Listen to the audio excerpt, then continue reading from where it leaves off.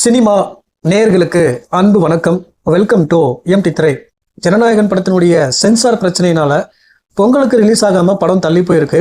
உச்சநீதிமன்றத்தில் தயாரிப்பாளர் வழக்கு தொடர்ந்தாலும் உயர்நீதிமன்ற வழக்கு விசாரணையில தலையிட விருப்பம் இல்லை அப்படிங்கிறது சொல்லிட்டதுனால சென்னை உயர்நீதிமன்ற தீர்ப்பு வரும் வரை காத்திருக்க வேணும் அப்படிங்கிற ஒரு சூழ்நிலை இருக்கு. இந்த வழக்கின் விசாரணை நேற்று நடைபெற்றது. ஜனநாயகன் தயாரிப்பாளர் தரப்பும் மற்றும் சென்சார் போர்டு தரப்புக்கும் தலா அரை மணி நேரம் வாதம் நேரம் கொடுக்கப்பட்டது.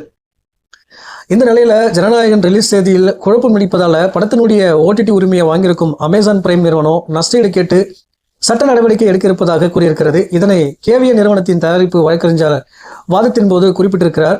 2 தரப்பு வாதங்களையும் கேட்ட நீதிபதிகள் தீர்ப்பை பிறகு வழங்குவதாக அறிவித்தனர்.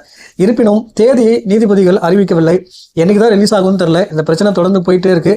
இந்த பிரச்சனைக்கு எப்போ ஒரு முடிவு வரும் அப்படின்னு தெரியல. ஓகே காய்ஸ், அடுத்த அப்டேட்ல நான் உங்களை சந்திக்கிறேன். நன்றி, வணக்கம்.